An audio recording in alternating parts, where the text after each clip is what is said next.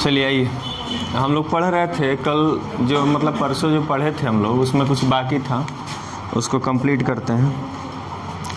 हम लोग पढ़े थे जी के मान में परिवर्तन, ठीक है।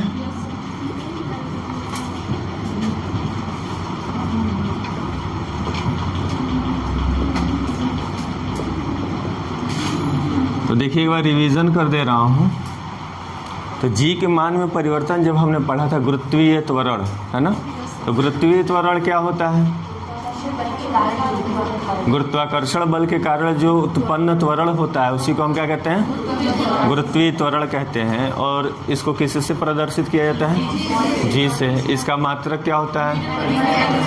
मीटर प्रति सेकंड स्क्वायर। इसका मान कितना होता है? लेकिन यह मान निश्चित नहीं होता है, वो बदलता और बढ़ता और घटता रहता है। तो हमने आपको बताया था कि जो जी के मान में परिवर्तन होता है उसमें आपको 4-5 कंडीशन बता चुका था। तो पहला कंडीशन मैंने बताया था कि अगर हम पृथ्वी की सतह से ऊपर जाएं या फिर नीचे जाएं तो क्या होता है बाबू? जी का मान घट जाता है। क्लियर है?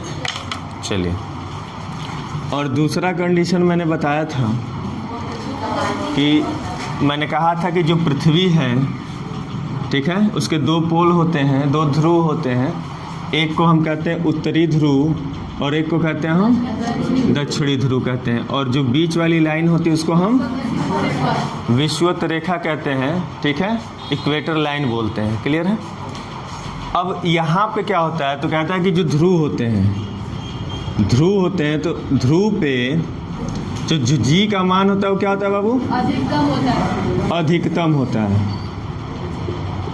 मतलब जी का जो मान होता है ध्रुवों पर वो मैक्सिमम होता है, और विषुवत रेखा पर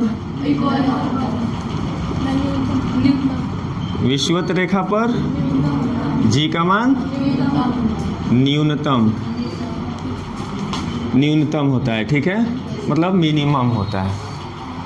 ये पढ़ लिए। तो फिर एक और कंडीशन हम लोग पढ़े थे, क्या था?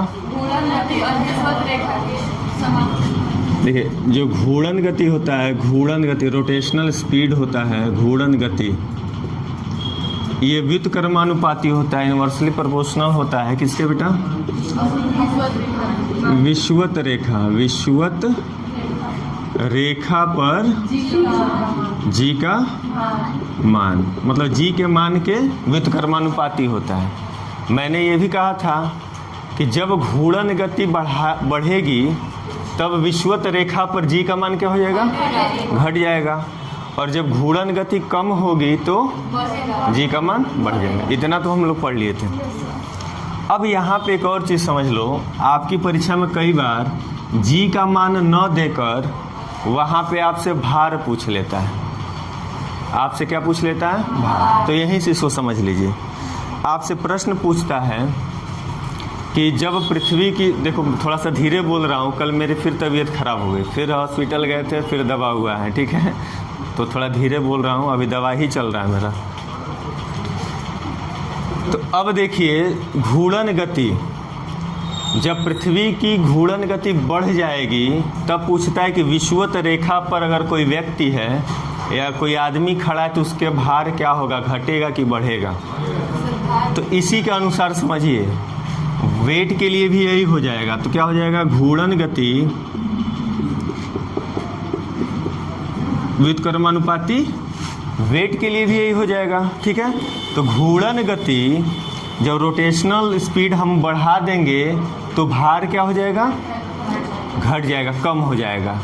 और जब घूर्णन गति कम हो जाएगी तो वेट बढ़ जाएगा, ठीक है। याद रखिएगा, ये कई बार प्रश्न, अभी जो बीपीएससी का पेपर हुआ उसमें भी यही पूछा है, ठीक है। अब आइए, अब कहता है कंडीशन, ये आपका 1 हो गया, 2, 3, 4, 5 हो गया। था अब जो छठवां है उसको समझिए। छठवां एक कंडीशन है, कहता है कि अगर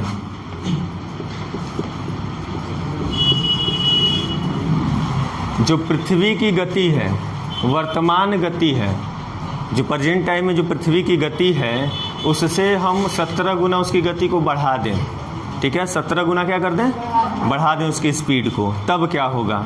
यहाँ से प्रश्न बने हैं, इसलिए थोड़ा इसको देखिए। अगर पृथ्वी की गति को हम 17 गुना और बढ़ा दें, अधिक कर दें, तब ध्रुवों पर क्या होगा, जी का मान, ठीक है, और विषुवत रेखा पर जी का मान क्या होगा। क्लियर है। तो चलिए पहला इसमें देखते हैं। जब पृथ्वी 17 गुने और अधिक स्पीड से घूमने लगेगी तो ध्रुवों पर क्या होगा, ध्रुवों पर जी के मान में कोई परिवर्तन नहीं होगा, नो चेंजिंग, ठीक है ना। जी के मान में कोई परिवर्तन ठीक नहीं होगा। लेकिन क्या होगा, परंतु सभी स्थानों पर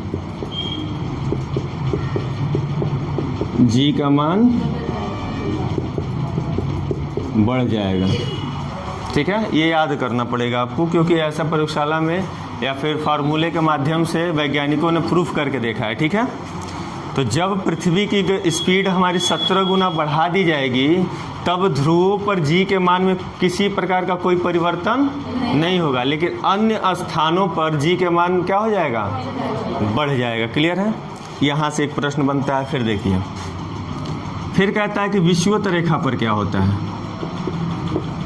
विषुवत रेखा पर क्या होता है भाई, तो जब स्पीड आपका कितना हो गया, 17 गुना स्पीड से और तेजी से लगा घूमने पृथ्वी, तो विषुवत रेखा पे जो भार होगा किसी भी वस्तु का, जो विषुवत रेखा पे जो भार होगा किसी भी वस्तु का, वो क्या हो जाएगा, 0 हो जाएगा। क्लियर है। तो 0 होने का मतलब है कि विषुवत रेखा पे एक स्थिति आएगी जिसको हम कहते हैं भारहीनता, वेटलेसनेस, ठीक है ना, जिसको हम क्या कहेंगे, भारहीनता। तो जब 17 गुना स्पीड से पृथ्वी रोटेशन करने घूमने लगेगी, तो विषुवत रेखा पे किसी भी वस्तु का भार क्या हो जाएगा, 0 हो जाएगा, और उसी स्थिति को हम कहते हैं भारहीनता कहते हैं। क्लियर है। अब आइए तीसरा कंडीशन देखिए। इसमें जो तीसरा कंडीशन है वो क्या है, कहता है कि हमारी जो पृथ्वी है कितने समय में चक्कर लगाती है बाबू, 24 घंटे में। मतलब अवधि जो समय है वो कितना है, 24 घंटा। लेकिन जब 17 गुना और अधिक स्पीड से घूमने लगेगी तो दिन की अवधि कितनी हो जाएगी, कम हो जाएगी।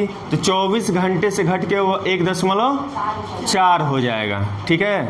24 घंटे से घट के क्या हो जाएगा, 1.4 घंटा हो जाएगा। तो जो दिन की अवधि होगी, दिन मतलब दिन और रात मिला के 24 घंटा होता है ना, जो दिन की अवधि होगी वो 24 घंटे से घटकर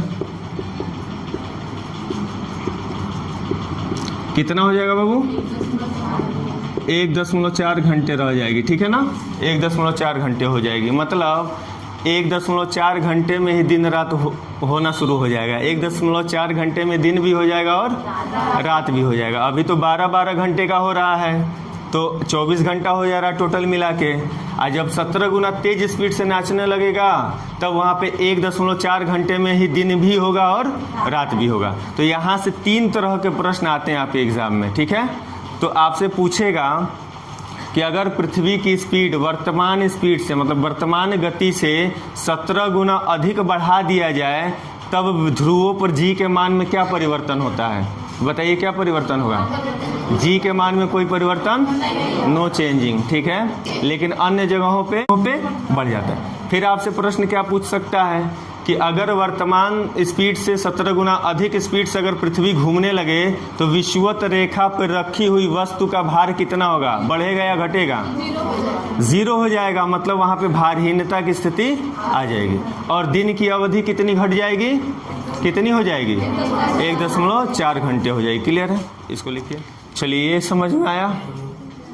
अब आओ देखो, अभी तक तो यही चल रहा था कि घूर्णन करेगा, घूर्णन बढ़ेगा, घटेगा, या 17 गुना हो जाएगा तब क्या होगा। अब कहता है कि अगर पृथ्वी, ठीक है, अगर पृथ्वी घूर्णन करना बंद कर दे, घूर्णन करना बंद कर दे, तब क्या होगा।